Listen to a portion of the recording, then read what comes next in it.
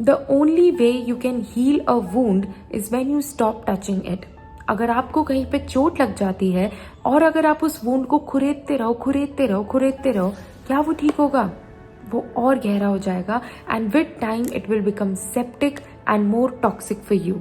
अब ये वीडियो आपके इंटरनल वुंड्स के बारे में है, वो वुंड्स जो आपने एक्यूमुलेट करके रखे हैं from your past, your unresolved emotional trauma, जो अभी भी आपके प्रेजेंट को अफेक्ट करते हैं। और अगर आपने वो रिजॉल्व नहीं करे then there is a high possibility it will affect your future as well. And trust me, these emotional traumas hold us back in day-to-day lives, whether it comes to your confidence, your work, your relationships, every area of your life, it is holding you back. So what are you waiting for? Let's find a way to resolve it. Hi lovelies, how are you all? Welcome back to my channel. If you're new here, please hit the subscribe button and hit the like button, and let's get straight into this video. Now while growing up, I was really overweight. तो मेरा wait school में 105 kgs का होता था and I was in a girls school and you know some girls are really mean, so obviously they used to say a lot of mean things to me, पर मुझे इतना फर्क नहीं पड़ता था। I had 1 or 2 friends, I was like ठीक है। Then I started going to coaching and then there was this guy in my coaching that I liked and break चल रहा था हमारा और उसने ब्लैक बोर्ड पे जाके लिख दिया ख्याति इज इक्वल्स टू हाथी। And the entire class was looking at me, they were pointing and they were laughing like anything. And that day I remember I went to home and I cried so much, like so much. It was so embarrassing for me. मैंने literally coaching जाना छोड़ दिया। रोज मैं अपने parents को कोई ना कोई बहाना बनाती थी, today I am not well, आज स्कूल में बहुत होमवर्क है, दिस दैट ब्ला ब्ला ब्ला। और कभी कभी जब मेरे पेरेंट्स मेरे को जबरदस्ती भेज भी देते थे, I use to go and sit on the last bench और मैं किसी से बात नहीं करती थी। I was so embarrassed at that point of time, my confidence was shattered. उसके बाद as I grew up, I worked on myself, I transform myself, I lost weight, but even though I transform myself on an exterior level, I was still shy and timid. मैं जब college में गई, I noticed I was still hesitant to talk to people. I was still an introvert. मुझे presentations देने में, stage पे जाने में, ऑडिशंस देने में या इवन सीनियर्स से बात करने में इतनी हेजिटेशन होती थी as if my confidence was zero.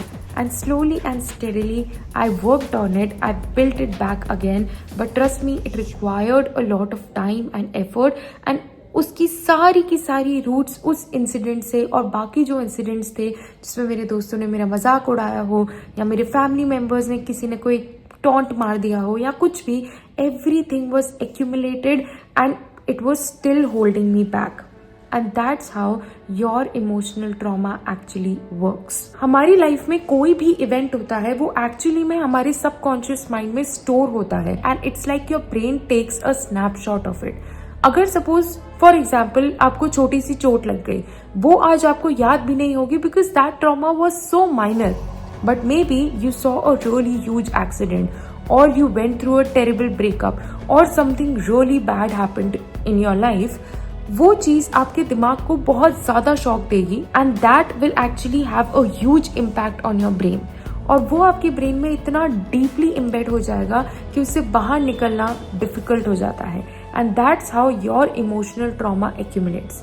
For example, किसी इंसान के पार्टनर ने उस पर चीट किया हो कभी, that person was shocked, that person was sad, that person was hurt, and उस चीज से बाहर निकलने के बाद भी when he went on or he moved on to another relationship and his past trauma was unresolved, तब even if their new partner is extremely loyal to them, he will have insecurities, he will have trust issues. अगर वो किसी और से as a friend भी बात करेंगी तो भी हो सकता है इनको ट्रस्ट इश्यूज हो, इनको जेलसी फील हो, इनको इनसिक्योर फील हो, and that's how our past actually affects our present. कुछ लोगों की आदत होती है जो हर छोटी छोटी बात पे इतना ज्यादा रिएक्ट करते हैं जिसमें कोई नॉर्मल ह्यूमन लिटरली उस चीज पे फोकस भी नहीं करेगा, क्योंकि हो सकता है that person had a traumatic childhood. जब वो एज अ किड कोई गलती करते थे तो उनके पेरेंट्स उनको प्यार से समझाने की जगह उनको बहुत डांटते थे या मारते थे, और वो ट्रॉमा एक्चुअली में उनकी बॉडी में एक्यूमुलेट हो गया। So either they chose the fight mechanism, यानी कि वो उस चीज़ पे गुस्सा करते थे या रिएक्ट करते थे, और दे चोज अ फ्लाइट मैकेनिज्म जब वो उस चीज़ से भागते थे। नॉर्मली ऐसे केसेस में that person sucks at communicating. Like कुछ लोग होते हैं ना जिनकी लाइफ में प्रॉब्लम्स होती हैं और वो उस चीज़ से दूर भाग जाते हैं। They hate talking about it, they hate communicating. उनका नॉर्मल रिस्पॉन्स होता है to just shut off. That is their flight mechanism. वो अपनी प्रॉब्लम्स को डील करने की जगह उससे भागना ज़्यादा पसंद करते हैं, and that is also your unresolved trauma. आपकी लाइफ में कोई भी एक्सपीरियंस जब आता है, it is there to just give you a lesson. You have to actually learn that lesson, level up and let it go. पर हमारे पास एक दूसरी चॉइस भी होती है। जब हमारे साथ वो चीज हो जाती है, then instead of resolving it और learning anything from it, we just sit and dwell on our past. We sit and victimize ourselves and talk about that person, that situation again and again and again and again. और बात ये होती है, अगर हमने वो lesson नहीं सीखा तो ये ट्रॉमा हमारी लाइफ में घूम के फिर से आएगा। बस उस ट्रॉमा का चेहरा अलग होगा, तरीका अलग होगा, but trust me it will hit you harder. फिर आप उस चीज को नहीं सीखोगे, again it will come with a new face. So anyhow we have to learn the lesson and we have to move on. But अगर हम उसी चीज पे बैठ के अपने आप को विक्टिमाइज करते रहते हैं, अपने पास्ट के बारे में बात करते रहते हैं, उसमें सिनेरियोज को इमेजिन करते रहते हैं कि ऐसा नहीं ऐसा हुआ होता, ये नहीं ऐसे किया होता, देन इट स्टार्ट्स एक्यूमुलेटिंग।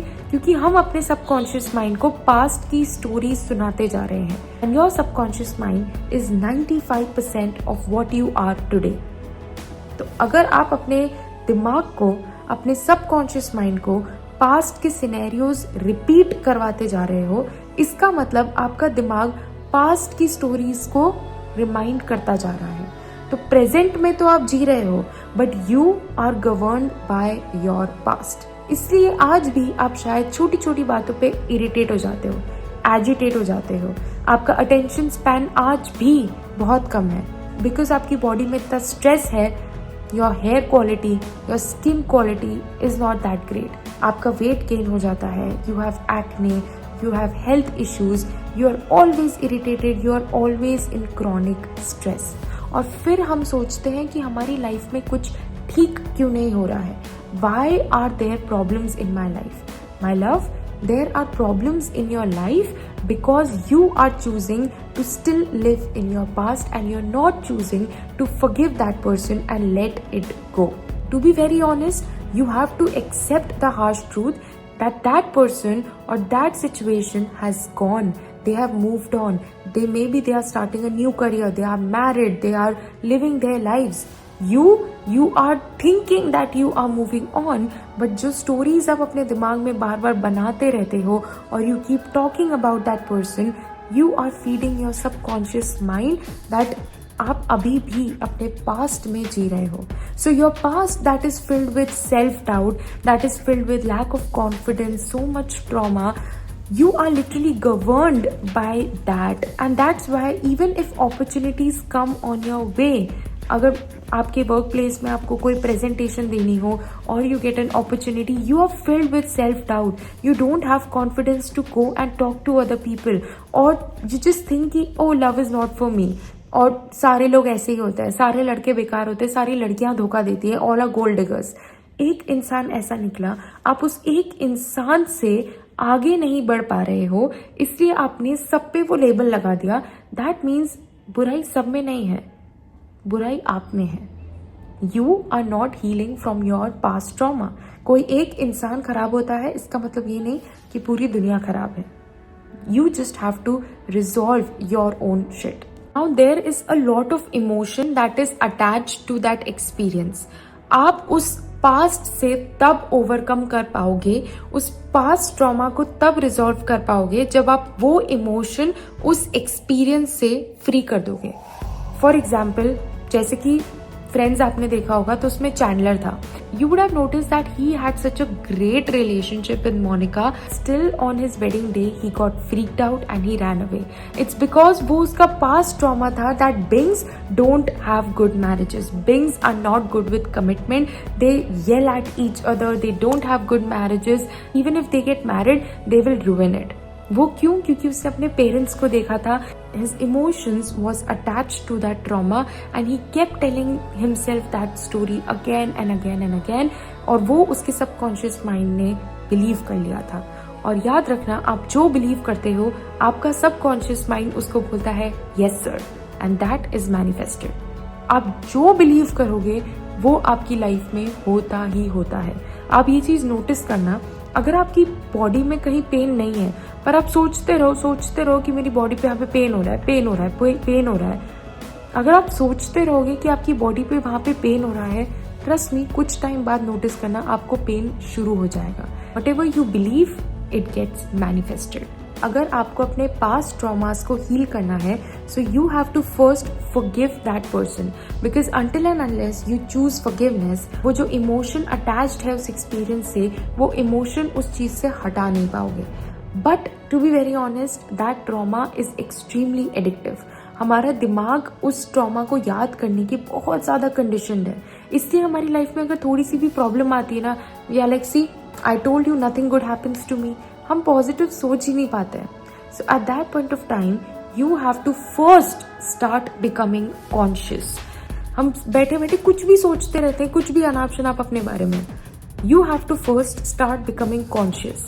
आपको वो डिसीजन लेना पड़ेगा कि नहीं, आप जहां पर भी हो प्रेजेंट मोमेंट पे, think about it. If you are driving, don't get lost while driving. If just start listening to a podcast, या फिर अगर कोई सॉन्ग भी सुन रहे हो, start listening to that song properly. Have your attention on the present moment. कई बार हम बैठे तो होते हैं प्रेजेंट में, but we are so lost in our thoughts. So we have to avoid it. The first step is you have to start becoming conscious. When you start becoming conscious, you will realize कि हम day to day में कितनी बार अपने present moment से अपने past moment में जाते हैं और उसके बारे में सोचते रहते हैं. So we are in the present but we are living in our past. हमारा पास्ट हमारे आज को डिफाइन कर रहा है. So we have to go from self doubt, disbelief, lack of confidence to the future that is filled with opportunities, love, abundance, a lot of good things that are waiting for you. तो वो transition तब होगा जब हम अपने past में जीना छोड़ देंगे. Because when we are living in the past, we are shutting down our opportunities. Because तब वो जो क्रिएटिव माइंड है वो हमारा ओवर थिंक करने में जा रहा है. We are wasting our energy on literally thinking shit. We are wasting our energy on literally thinking about our past, about what ever trauma that we have, what ever that has happened to us long back. Like literally कुछ लोगों को तो सालों बाद भी वो चीज परेशान करती है, because we keep thinking and dwelling upon it. So right now your main task is first become conscious. आप बैठे हो, अपने दिमाग पे फोकस रखो कि क्या क्या थॉट्स मेरे दिमाग में आ रहे हैं, and any negative thought you have to literally say opposite to it. अगर आपके दिमाग में डाउट आ रहा है कि oh I will never find love again, you have to tell it to yourself कि no, this is your time to become a better version. अपने आप से ये चीज पूछा करो, if I get to date myself, will I be happy with myself? And if the answer is no, कि नहीं यार मेरे अंदर ये कमियां हैं जो मुझे मेरे पार्टनर में नहीं चाहिए, improve it. अगर आपके दिमाग में कोई भी नेगेटिव थॉट आ रहा है, become conscious and try converting it into a positive thought. जिस तरह से आप बार बार ट्राई करोगे, धीरे धीरे, स्टार्टिंग में इसमें थोड़ा सा टाइम लगेगा, स्टार्टिंग में आपको एफर्ट लगेगा, बट धीरे धीरे as you get habitual to it, with time automatically आप अपने बारे में अच्छी चीजें सोचने लग जाओगे, and you can have my word on that. एंड जो आपके दिमाग में कंटिन्यूसली चलता जाएगा, that becomes your belief. And if your belief is that yes I will be successful, yes a lot of opportunities are waiting for me, yes a great guy, a great girl is waiting for me, I just need to work on myself, you see automatically the doors of opportunities will open, right people will enter into your life and things will happen magically because your subconscious mind and the universe are interconnected. अब ये जो past है इसकी roots बहुत गहरी हैं because it has happened long back and वो आपको आज भी तंग कर रहा है, इसका मतलब आपने कई बार उसको अपने दिमाग में दोहराया है. सो इस चीज को हील करने के लिए आपको एफर्ट करना पड़ेगा, but trust me it's going to be worth it and you should do it for your self because if you want a great future, I think इतना एफर्ट तो करना बनता है. You have to literally access your subconscious mind, and the only way to access your subconscious mind is by meditating. You have to sit, you have to sync your heart and your mind and visualize what kind of a future you want. And जब आप उस future के बारे में सोचोगे, तब आपको अपने आप से पूछना है कि यार अभी जो मैं सोचता हूँ, जिस तरह की मेरी थिंकिंग है, जिस तरह के मेरे बिलीव्स हैं, जैसा मेरा बिहेवियर है, क्या मैं एक्चुअली में ऐसा फ्यूचर डिजर्व करता हूँ? And obviously the answer will be no.